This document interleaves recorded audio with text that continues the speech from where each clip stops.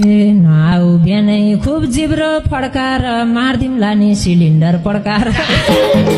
24 घण्टा कौसीमा लुक्छन् भाउ पड्के पनि बारीमा पुग्छन् भाउ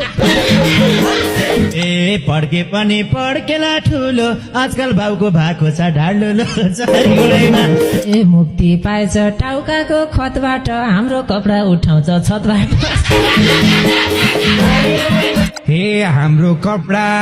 उठाथ्यो छ त 2-4 झापर रन्काइदियो म त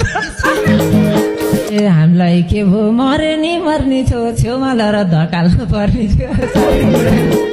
चर्को बोले रोएर गयो यो ठाउँका हाना टाटे पो भयो तिमीले पिड्दा टाटा नै भोर दाई जेठोलाई नि हानेको हो र दाई उता हेर्न रोला चाहिँ गएको छ यसो छोइदिया कपाल पो झरेछ छुन साथै झरेको हो दाजु अब बाउको दाँतमा नि छो दाजु यिनले भाडा खोज्दैनन् दिनलाई जान्छु मम्मी म पुलिस लिनलाई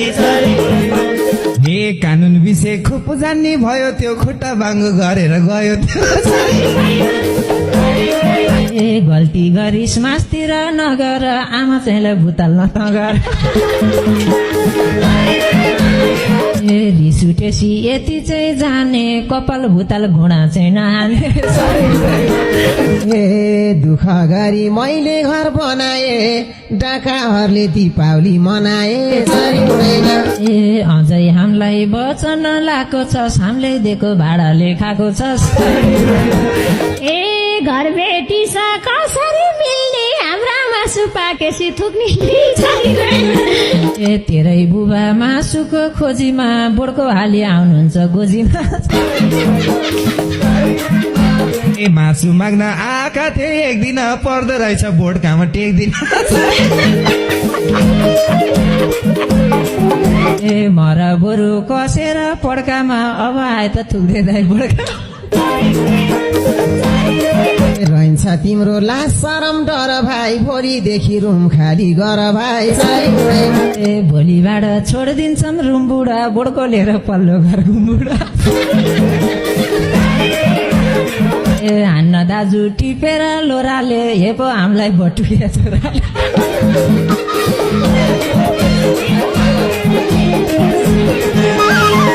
ठुलो पल्ट्यो ठुलो पल्ट्यो बटु क्या छोरो आमा फेरि हाँसी छन्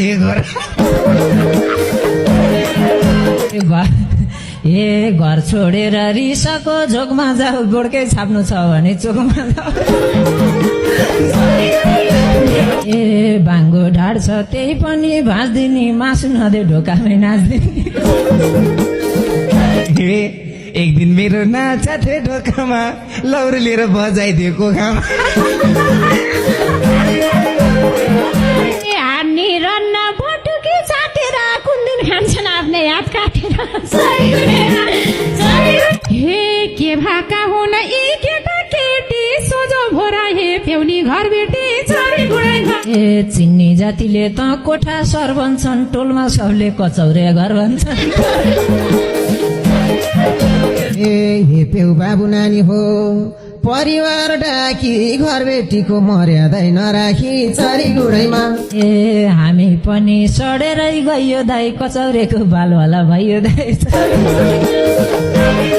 हेप्नेहरूलाई के भलो होला र लखेडिदिन्छु पुलिसलाई बोलाएर चरी गुडैमा यिनको घरमा नबसम जाल हाली टुडी खेलमा बसम भो पालाली पानी परे कहाँ जान्छौ रातमा बल्ल आइस नसे भाइ औखातमा सरी गुडैमा के माड लाग्ला त्यो तेरो ओठामा सानो बोडके बाख्रा थुन कोठामा